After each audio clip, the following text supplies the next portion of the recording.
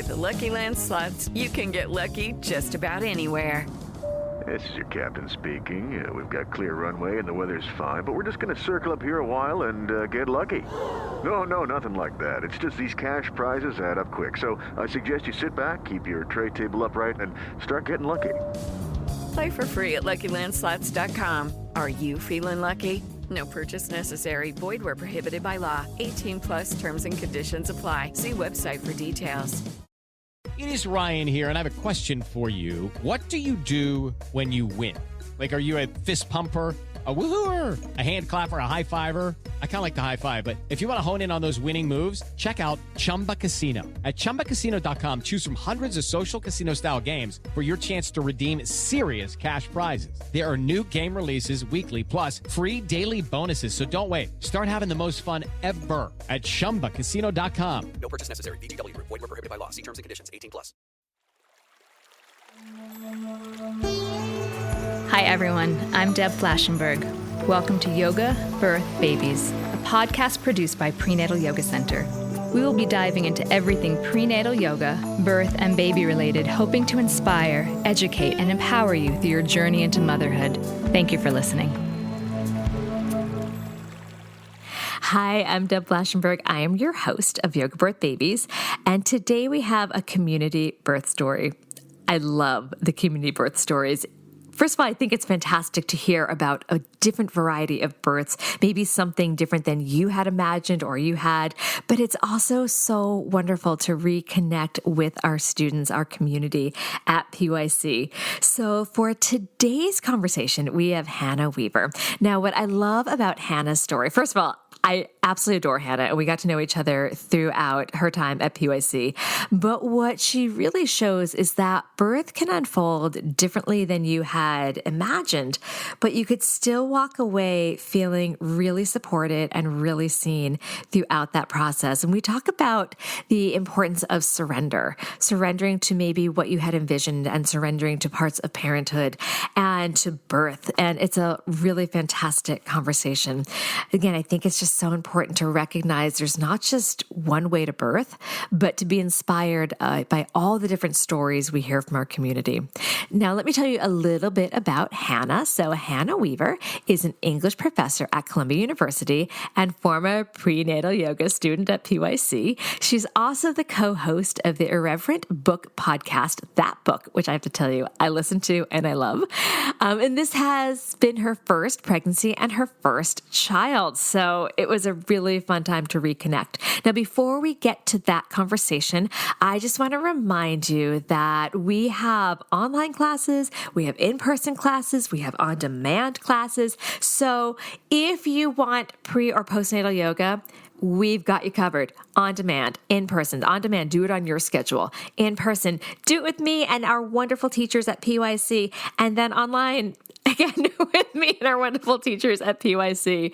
So check all that out. We also have amazing workshops, childbirth ed and lactation and newborn and comforting touch. Again, most of those are also on demand as well as in person. And then don't forget, head to our website, prenatalyogacenter.com, and grab our free downloadable, because maybe you can't make it to a whole class, or maybe yoga is not your thing, but you still have some aches and pains that you deal with because you're pregnant or postpartum. And so grab your free guide, 5 simple solutions to the most common pregnancy pains. Again, substitute that with postnatal if you need, and print it out or download it or whatever you need to do. And anytime you're feeling one of those aches and pains, there's 1 or 2 poses that you can do just to help on the spot alleviate some of that discomfort. So go grab that. And then the last thing I want to mention is our teacher training. So we do it 4 times a year. We do the prenatal 4 times a year, and we do the postnatal once a year. We're doing it this summer. And the prenatal, I've organized that we're going to do it in person in September and October in New York City, and March and April in New York City. And then for those that can't make it to New York City for whatever reason, we have it online, November and December, and January and February. So 4 times a year. If you want to really get deep and juicy into this information and learn how to bring this methodology to your community, check out our 85-hour prenatal yoga teacher training on our website at prenatalyogacenter.com. And then the last thing, I know I said that was the last thing, but just one more small thing. I want to make sure that I'm delivering the topics that you want to hear. So if you have a topic that I haven't covered or you want me to go deeper into or even a whole different direction, let me know. Email me at deb@prenatalyogacenter.com and let me know what you want to hear, or maybe you have a guest that you want me to interview. Send it my way. Okay, we're going to take a super quick break, and when we come back, please enjoy my conversation with Hannah. Hey there! Did you know Baker's always gives you savings and rewards on top of our lower than low prices? And when you download the Baker's app, you'll enjoy over $500 in savings every week with digital coupons. And don't forget fuel points to help you save up to $1 per gallon at the pump. Want to save even more? With a Boost membership, you'll get double fuel points and free delivery. So shop and save big at Baker's today. Baker's, fresh for everyone. Savings may vary by state. Restrictions apply. See site for details.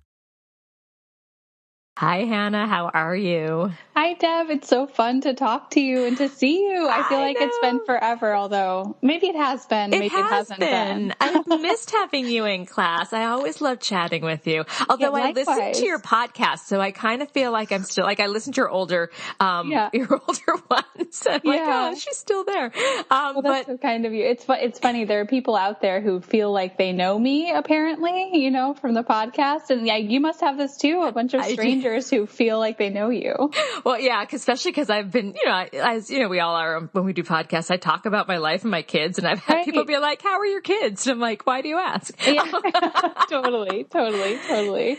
So I want to be fully transparent to the community listening. Hannah is fitting this podcast into baby time. So she's home by herself. Yeah. Her baby is awake, and we're going to see how it goes. We're going to do our best. As we all try in parenthood. So, she's with her best friend, George, her favorite toy. So it should be okay. All right. So let's use our window. All right. So let's start by, I want to hear, I've luckily gotten to know you a bit, but I would love if you can just tell me a little bit about yourself so our community gets to know you.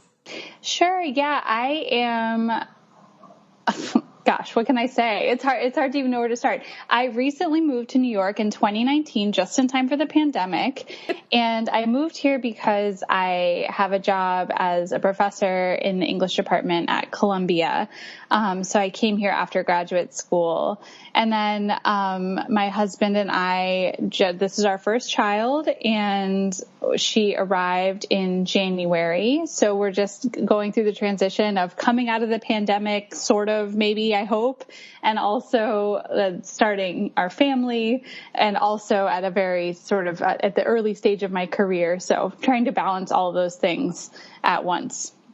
That is a lot to balance. I think a lot of people are in this boat of trying to navigate these transitions right now. So I thought I'd just identify myself as someone that's also on your boat. Yeah, I like that. So tell me a little bit about your pregnancy and how you prepared for birth. So my pregnancy was very normal until the very last week. All of the tests, gestational diabetes, group B strep, all of that was negative. I had, I would say, a really average amount of aches and pains. And the one thing that I did to prepare for birth most consistently, Deb, was come to the prenatal yoga center, which I totally loved. It honestly made my pregnancy a much, much better experience because of the movement, but also I think equally important was the community. So I just want to say to all your listeners, even if you're not in New York, just seeking out a community of pregnant women was hugely important for my mental health during that time. That's right. Because at the end, when things were really crazy with the variant, you stayed home and did the classes. I forgot. You were on both sides. You did in person and online. That's right. Yeah, that's right. So I enjoyed in person. And then when Omicron came, I was remote, but it still felt like a community, which I really appreciated. I also took childbirth education classes, and we did hire a doula who was really, really helpful in terms of thinking through all the different options that we might confront with birth. And so I felt really like I knew a lot about childbirth as someone who had never done it before, right? So there's only so much you can ever know until you go through it. But I felt like I had really, quote unquote, done my homework. Maybe not surprising since I'm a professor.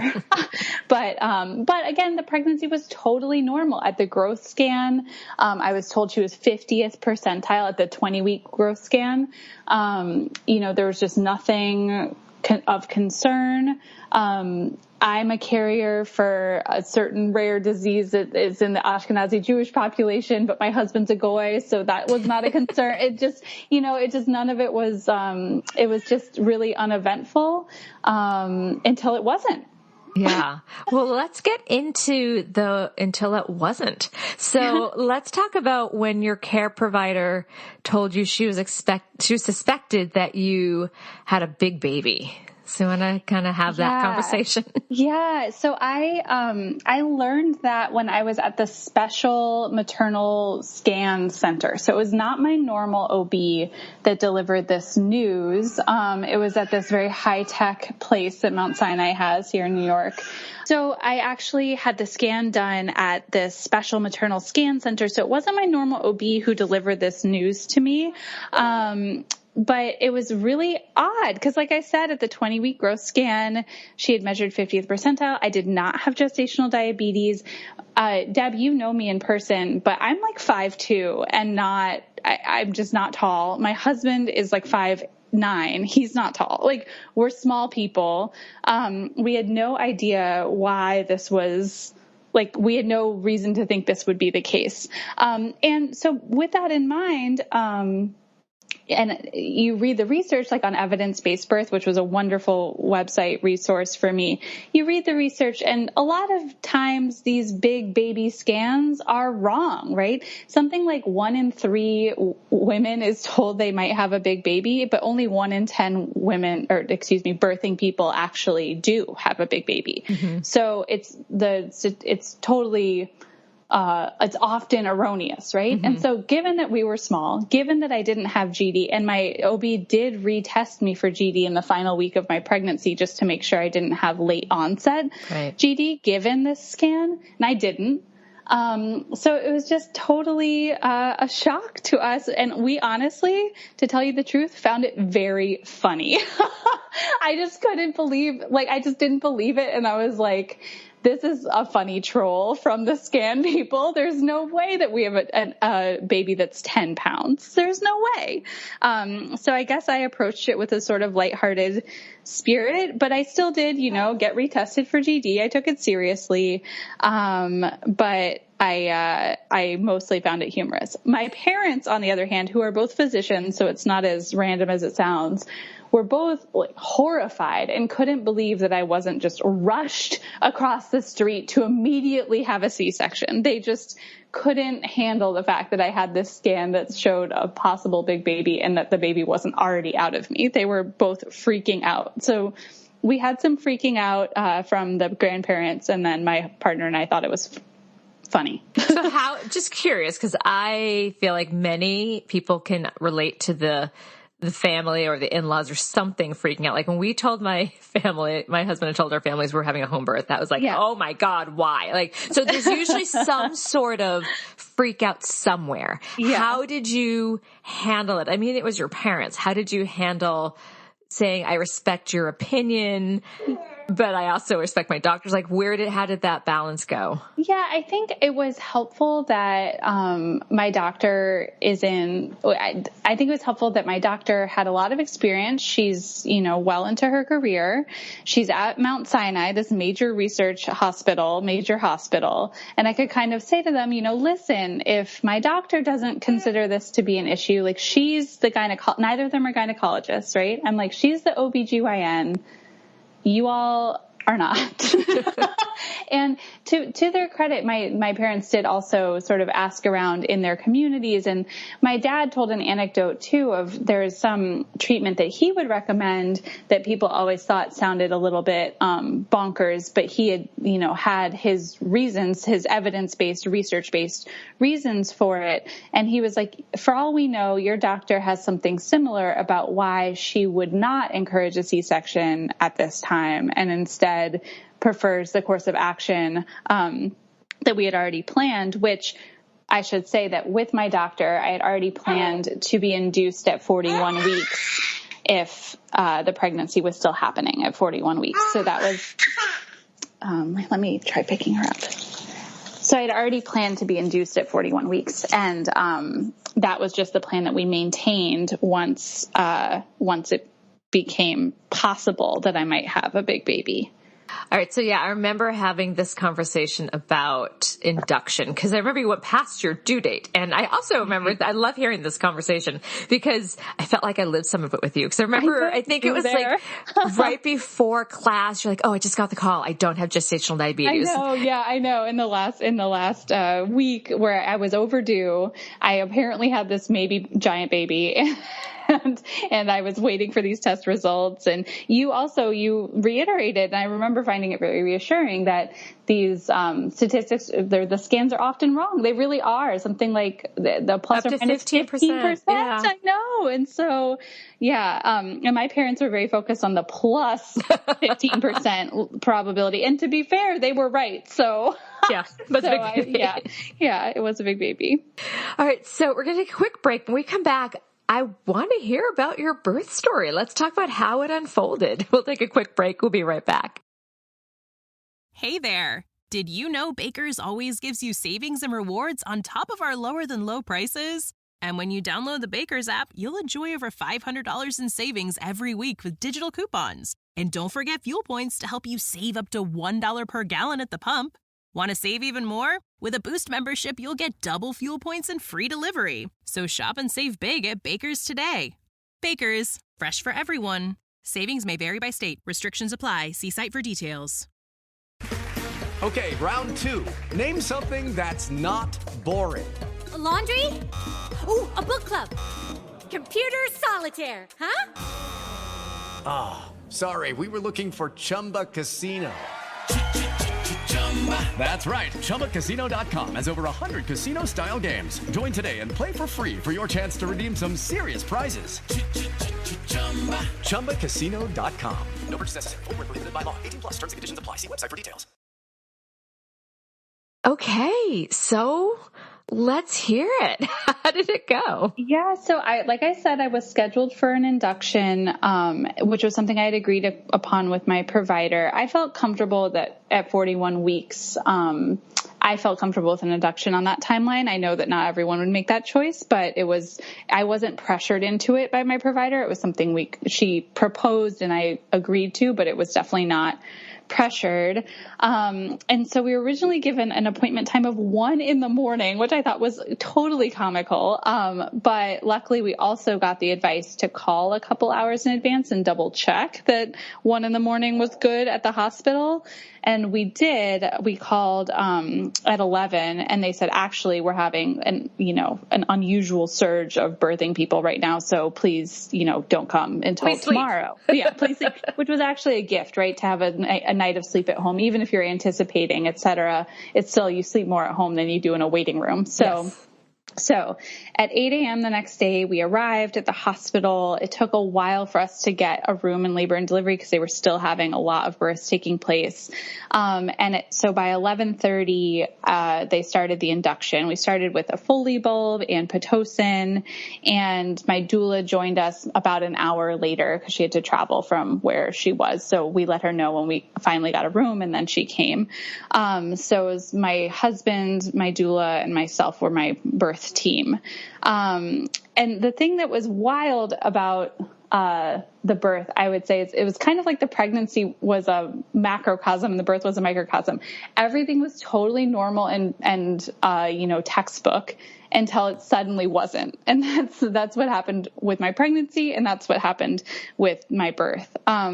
So my body responded exactly how it was supposed to all of the induction measures. It progressed exactly like as, the textbooks say that it should or whatever on the same timeline, which I know a lot of that is highly variable. So it just so happens that mine went that way. So by 8 p.m., I was dilated to about 6. I was 100% effaced, and I got an epidural, which was really, the anesthesiologist was a character. He came in like, it was like New York gave me an epidural. It wasn't like a person. He was just so funny. The epitome of New York City. Oh my gosh. He was so funny. He was giving us like dialect quizzes and all this. He was a real card. But anyway, I did have an epidural.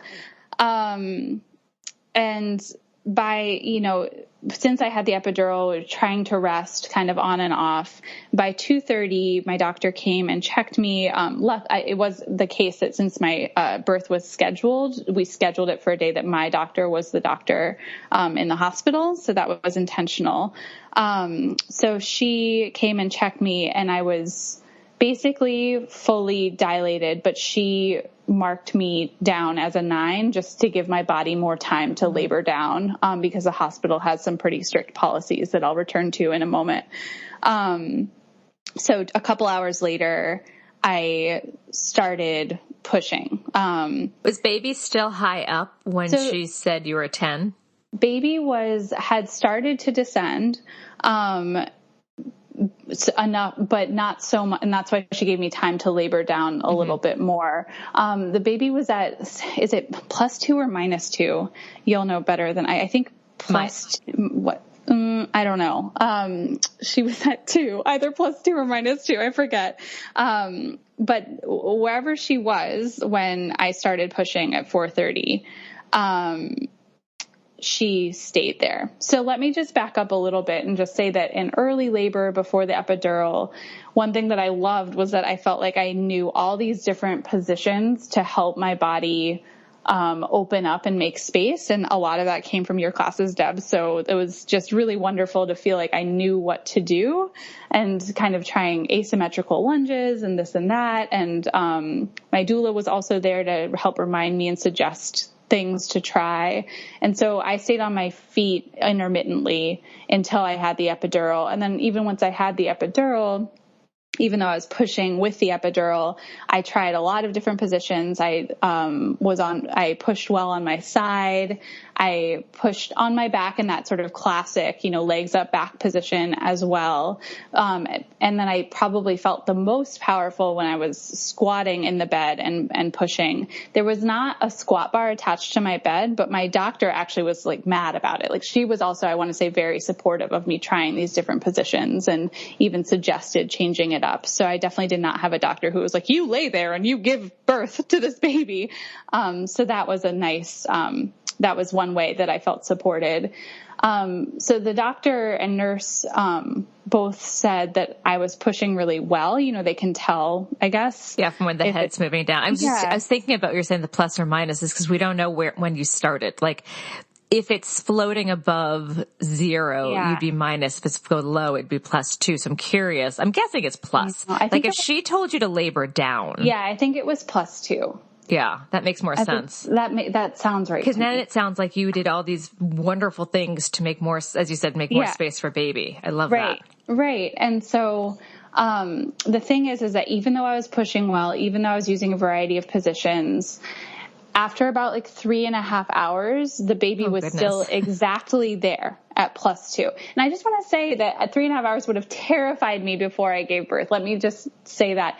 It was like a fugue state. It didn't feel long to me. It felt like, I guess my contractions were regular, but they were relatively spaced out. Mm-hmm. So the number of times that I was actually in the, pushing was not that high necessarily. So I had a lot of breaks. So that's one thing, but also you're just so in the moment, or I felt like I was so in the moment that it really felt like a half an hour or something, mentally speaking, in terms of the toughness that was required.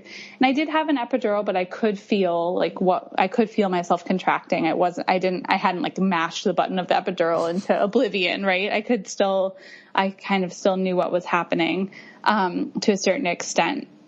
So again, after 3.5 hours, my doctor brought up the possibility that this might be a situation where a C-section was called for because the baby had not budged at all. And at 4:30, at 8:30, when it had been fully 4 hours, the hospital kind of has a policy that you you can't really push for more than 4 hours.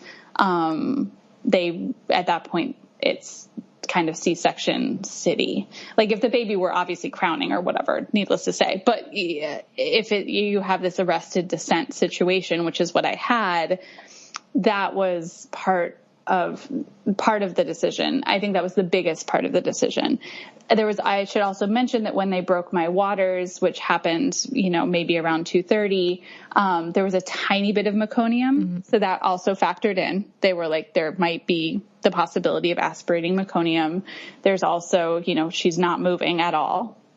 And you've been pushing for 4 hours. So all that added up to C-section city. I do just want to highlight how amazing your care provider, your doula, and you were to be like, okay, we are going to try so many different positions. Yeah. Using that information like, okay, let's open up more this side. Let's do this. Let's get because I've seen so many care providers, and this is unfortunate that the person may be pushing for 4 hours, but basically in the same place. Like you really utilized your body as best as possible. Yeah. Yeah. And that's part of why I think that we'll come back to this, but that's part of why I think I feel happy with the whole experience, because I really feel like I did everything. Like I did everything that I could have done. And it came, I feel like very few birthing people wish for a C-section.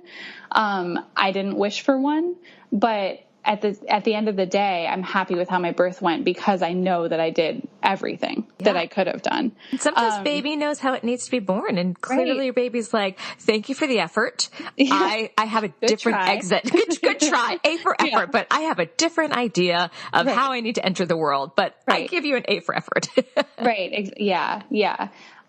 There are other details along the way too. Like I wasn't on as much Pitocin, so I wasn't contracting as much because the baby had done some decels on the Pitocin. Like, all this, there are all these little details that are probably too in the weeds. But, I will say that even though I heard what everyone was saying, I had a hard time accepting the C-section when they first proposed it, because everything had gone so perfectly in my induction. It was like perfect. Or that's how I felt, right? Like who knows, that was kind of the picture that was given to me by the doula and by my care provider. And then suddenly they're like, no, C-section. And I felt, I don't think I was ambushed by it, but when you haven't slept for 36 hours or whatever, I felt like, oh my God, like how can I possibly make this decision right now? Especially because everything's been going so well. Like how can I have a C-section? And the things that scared me the most about the C-section were personally not the surgery. I, trusted my care team, and I know they do for them it's average Tuesday or whatever. It's not a big deal. Surgically speaking, like they totally know what they're doing, and I felt total confidence in that. I was nervous because two of the things I was most scared about of being a new mom were I was really scared about breastfeeding, and I was really scared about postpartum depression. Mm-hmm. And I know that the rate of postpartum depression is higher in C-section moms. And I know that the rate of breastfeeding failure is higher in C-section moms. Failure is a terrible word, of making a different choice than breastfeeding, I should say, because I absolutely know that formula is a great choice for a lot of families and totally support it. But I was already very nervous about breastfeeding, and this just compounded that. Mm-hmm. And in that moment, I expressed these things to my doula, and she was so reassuring and just such a calming presence, and kind of said, listen, like, you're in a position right now where honestly, this isn't really totally a choice. Like a C-section is happening, right? So I will be there to support you with the breastfeeding, and we know what to look out for with postpartum depression, and there are great treatments for it. And even if breastfeeding doesn't work, you're still going to have a healthy and happy baby. Like you just need to, this is what's medically necessary at this time. So she really calmed me down, and that was a huge help in that moment. And then once the decision was made, I felt like I was in the OR 2 seconds later. That's absolutely not true. They first gave me like a disgusting medication that made me vomit like crazy, but it felt very fast from then on. So it was about probably 45 minutes from the time when I was like, okay, yes, I consent to a C-section, to when she was born. So that was that was nuts. And the thing, I guess the C-section, I think the hospital was very supportive of what's called a gentle C-section. There was the window where I could theoretically see the baby. They brought her over for skin to skin right after she was born. But I will just say that I had an adverse reaction to some of the routine medications, which meant that I was super out of it. So they told me to look, the baby's being born, like look. I looked, but my eyes like aren't focusing. Do you know what I mean? Yeah. And they bring her over for skin to skin, but I'm like so out of it and nauseated that I didn't feel like I could even really feel safe, like keeping her there. Right. But you know what that means actually is that it was a really special bonding time for her and my husband, right? My husband is the one who, had those first moments with her, and that's really, special for him. And then when I was in the recovery room, I did skin to skin. So it was just a little bit later, and, it's not, I wish that I had felt more with it in that moment, but you can't predict that you'll have an adverse reaction to a drug you've never had before. Like there's nothing that anyone could have done differently. And so the one memory I have from during the surgery is they opened me up, they go to get the baby, and they're like, oh my God, it's a toddler. So spoiler alert, the baby was huge. And it was actually, when they came to talk to me in the recovery room, the surgical team expressed that she could not fit through my pelvis. Like it wasn't a question of positioning. It wasn't a question of dilating. It wasn't a question of the pelvic floor. Like it was just her bony head was bigger than the bony hole. And it was not possible. How big was she? She was 10 pounds, 3 ounces. And I know there are babies come even bigger, but it was totally shocking to us. Again, we're small people. And as I was in the hospital recovering for a few days, I would take my like sad little walks down the hall or whatever. And I would hear them at the nurse's station being like, that's the woman with the big baby. Like, everyone that came into the room was like, this baby's enormous. So again, it went again back to being comical for us, I guess. After the birth, just like it was funny to us as an idea. So I guess we're consistent in finding it funny. But that's so nice that you really were respected through your wishes. And even though the testing was spot on, I mean, there is often, there is a room for error, and sometimes there's not. And you can tell me if I'm interpreting this right, the fact that you got your chance to try it how you wanted instead of just being like, okay, I'm going to do a C-section. Like, is that what makes it digestible in your story? I think so. I think everyone just really, I felt like I did everything I could. And I think in some cases, everything you can is gracefully accepting a C-section when that's the right choice for, like in some medical situations, like placenta previa or, breech baby, like a C-section is just, it's what's, that is what you can do. And it's not responsible to labor at all. Right. Yeah. And I know there are other circumstances too, but for me, since I was in a situation where there is this huge margin of error, it was absolutely responsible of everyone to let me give it a go. I did my absolute best. And then ultimately it was medically necessary for her to come out a different way. And I feel so lucky that I was at that I had a great care provider, that I had a great team, and that I was in a place with modern medicine to be able to have us both come out healthy and happy on the other side of it. So I think I just am really lucky. I also will say that the cherry on top, I guess, is that I never felt pressure from my provider towards a C-section until that moment when it kind of was like, okay, enough boxes have been checked that kind of hospital policy says it's time for a C-section. And in the following days, various people in the practice do the rounds in the hospital. So I met other OBs from the practice, and all of them were like, whoa, if your care provider did a C-section, she never does she only does them if it's like extremely necessary. And I actually didn't know that when I chose my care provider. I just already had her as my regular gynecologist and really liked her. So I decided to stick with her when I got pregnant. But that was also something that if you're if you're someone who would prefer to deliver vaginally, but also know that sometimes the C-section like comes up, like that was kind of the perfect situation. She never was going to pressure me, but at the same time, when it became medically necessary, I was already in the hospital, and that was the situation that I, felt fit my desires. And then you also know that because she's not highly reactive and not intervention prone, that if she's offering it, there is a reason. Like that's what I always tell people, like we don't want to go in feeling like we're combating the care provider. Hopefully we're picking a team that you trust their input. And that way you're like, okay, if you're actually recommending this, let's really have a talk about it. Cause she's not, C-section happy. She's not going to be like, oh, you get one and you get one and you get one. Exactly. And that was the first question my doula asked me, actually, is if I liked my care provider. That was like one of her preconditions of working with us. And I think that's such a smart question. Like, do you trust and like your care provider?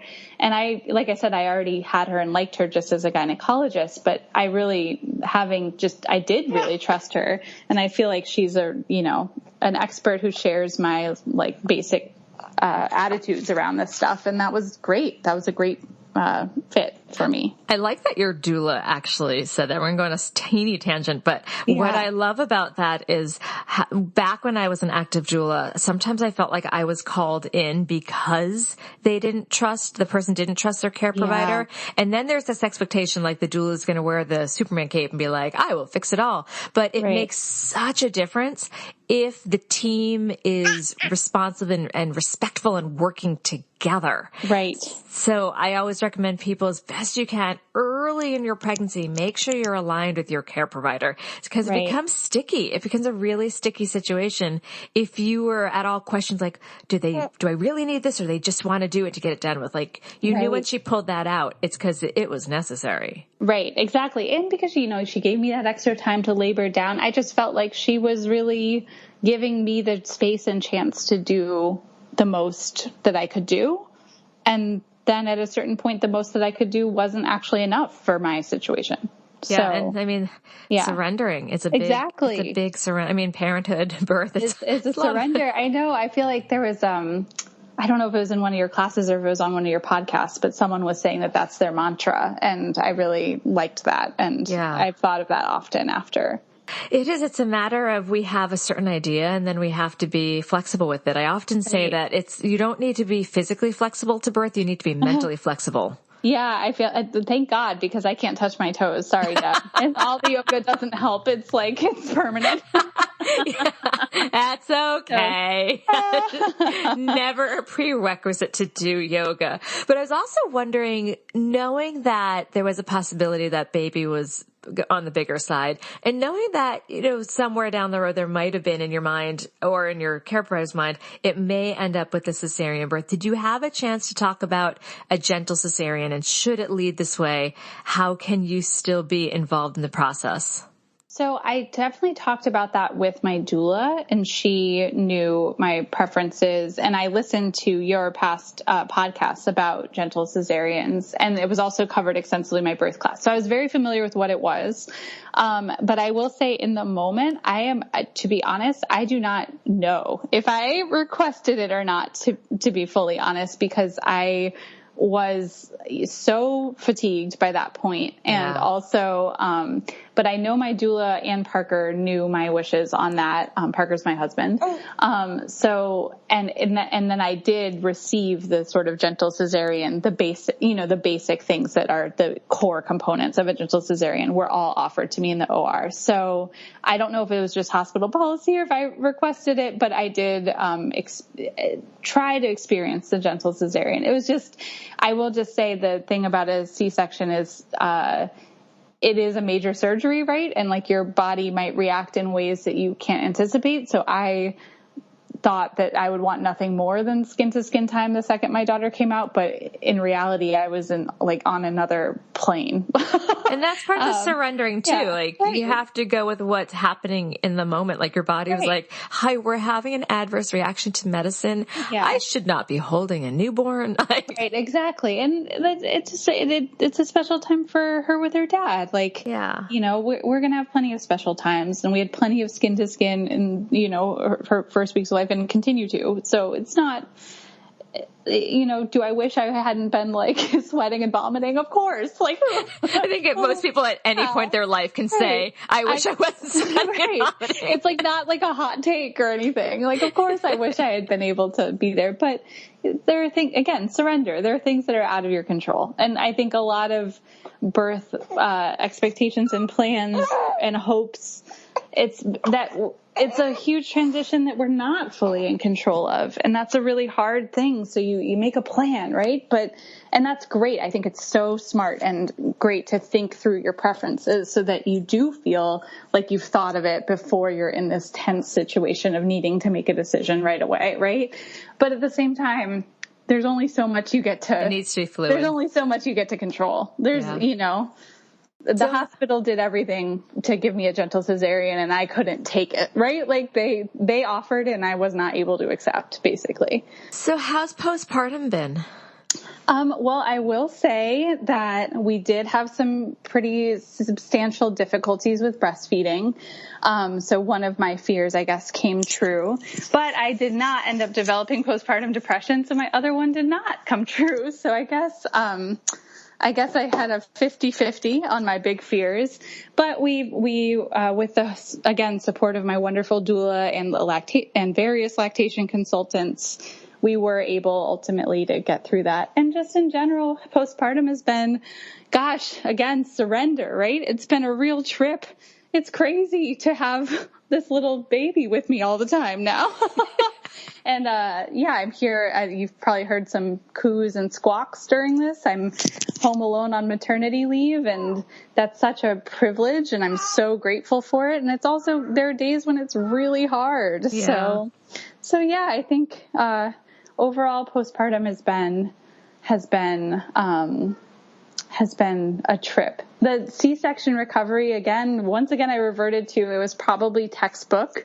But that means that it was challenging for a few weeks, for sure. It's major abdominal surgery. Yeah, exactly. I'm so glad you said that, because it is, I believe, and I could be wrong, but I believe it's the most common surgery on the female body. I believe that. Yeah. And because of how common it is, I think it's underestimated the recovery. I didn't have a C-section, but I did have hernia surgery. So down my abdomen, and I still have this huge scar. And I remember being shocked that I could barely lift my breast pump, because I was still breastfeeding. It is much harder. And I remember sneezing for the first time. Oh no! I thought my abs were going to split apart. We were at the playground, and I was like, "Oh my God!" Again, I know you're supposed to hug a pillow, but we were outside, and I'm like, "Oh my God, my guts are going to rip out." They didn't, but well, I mean, just a little peek into two little peeks into the recovery, because I don't want to paint too rosy of a picture. I also don't want people to be horrified, but the first night in the hospital, this wonderful lactation consultant came to talk to us about breastfeeding, and she was she really was lovely and very informative. I couldn't even focus on her face without covering one of my eyes. My two eyes couldn't focus on her, to the point that the next day she reintroduced herself, and I was like, no, I do actually remember you despite my erratic behavior. And then also, maybe a week after the surgery, I tried to go to Duane Reade, which is on my corner, and I made it halfway there before, just stopping to cry a little bit. So it was, the first couple of weeks are no joke. They're really, really not fun. But then you start to get better every day, and now, I kind of feel like myself again. I have my normal energy, and I'm able to go around and not cry on the way to Duane Reade. So huge upgrade. We smile and be happy with all the achievements. That's right. I can go to Duane Reade again. You got to take what you can get. All right, we're going to take another break. When we come back, if you have one tip or piece of advice you would like to offer new or expectant parents, we'll be right back. Hey there. Did you know Baker's always gives you savings and rewards on top of our lower than low prices? And when you download the Baker's app, you'll enjoy over $500 in savings every week with digital coupons. And don't forget fuel points to help you save up to $1 per gallon at the pump. Want to save even more? With a Boost membership, you'll get double fuel points and free delivery. So shop and save big at Baker's today. Baker's, fresh for everyone. Savings may vary by state. Restrictions apply. See site for details. So you have a lot of experience through kind of taking the unexpected and working with it. So if you want to share anything from your pregnancy or birth or your time as a parent or anything you wish you had been told, I would love for you to share anything that you want to express out. I guess I have three things, but they're all quick. Okay, sure. So the first one is, no matter what birth you plan to have, read about the other births. Yeah. And this is something that you talked about a lot in class, Deb, and I think it's been mentioned on your podcast before, so I'm not going to harp on it, but no matter what you're planning, learn about all the kinds of births. I did that, and I was really grateful to myself for doing that when I went away I didn't expect. The other tip I would say for postpartum, so that's prepartum, I guess. Postpartum is say yes if someone offers help. If someone says like, hey, what if I take the baby for an hour and you go out to a coffee shop? Do that, recharge your batteries when you get the chance, because there are going to be days when there's not the chance. So you should take the help when you can get it. And then my final one is sort of a joke, but not really. Get a yoga ball. You're going to need it. You don't know why yet, but you will need it. So oh my gosh. Yes. So let's just talk about it. They're great for before, if you're sitting at a desk, you can sit on that. Great during birth. But I have to tell you, I used my ball postpartum getting my kids to sleep, but then at the yoga studio, I can't tell you how many times I teach sitting on a ball with one or two children on my legs, and I'm teaching while bouncing. Oh my gosh. I know, it's quite, one time I fit 3, 2 on one leg. I know. What? Oh my gosh. I would love to see a picture of that. I'm sure I have a picture. I'm sure there's a picture somewhere. Yeah. It was great in the lead up to the birth when I was like hoping to go into labor on my own. It was great to be doing like pelvic circles and stuff, but it's been really great to get my kid to sleep. So it is like if you have a child that wakes up and you're doing a nighttime feeding, I found that was the best thing because I was too tired to stand. And but it also keeps you awake on like a rocker. So you're not going to like end up falling asleep in an unsafe situation or whatever. It's great. Oh my gosh. I love that. Out of my, I think like 6 or 7 years doing this podcast, asking that question, nobody has said that. So good. Oh, I'm glad to have one. Hannah, you're so unique. I'll take what I can get. Oh, I absolutely love that answer. Yes. All right. So you mentioned that you also have a podcast. I know it has nothing to do with birth, but it's a really fun podcast. Will you share what it is? Yeah. So I am the co-host of a podcast called That Book. We read that book on your stepmom's nightstand. So it's as you can tell by our sort of tagline, it's an irreverent podcast where we read forgotten books, maybe some of which maybe deserve to be forgotten, and also revisit books that you've heard of, but you don't really know what their deal is. If you're interested to check it out, I would recommend, I think maybe our Bonfire of the Vanities episode. That'll give you the flavor. If you like that episode, I think I got into the Devil Wears Prada. I think that's where I stepped in with the Meryl Streep Devil Wears Prada. And then you did like the follow-up books. Yes, which I kind of panned. And let me just say, I may be an English professor, but I am very ecumenical in my reading. I love a romance novel. I love a, lowbrow, quote unquote, book. I'm not sure I believe in such a thing as lowbrow. So, it's definitely coming from a place of love. Yeah. You're not trying to pretend like you're PBS and like doing like a whole thing on that. Like it's a good, like I enjoyed it. I felt like when you and your podcast co-host it's it's like listening to two friends. And I have to tell you, like, I listen to so much news and NPR that when I need just to, like, when I garden and stuff, I want to just have something easy to listen to that's enjoyable. I listen to that. So. Oh, thanks. Yeah, he is actually my oldest friend. That's our actual relationship. So, my oldest friend and I do this together. He's an actor, Michael Goldsmith. That makes sense. Yeah. That makes a lot of sense. Yeah. Oh, well, this has been so enjoyable. I loved having you in class. I missed you when you left, and I'm so glad that we got to reconnect. Thanks so much, Deb, for having me and letting me tell my story, such as it was. But yeah, surrender. That's the theme. Surrender. Thanks, Anna. This has been an episode of Yoga Birth Babies, produced by Prenatal Yoga Center. You can catch us on Facebook, Twitter, Instagram, and Periscope. I'm Deb Flaschenberg. Thanks for listening.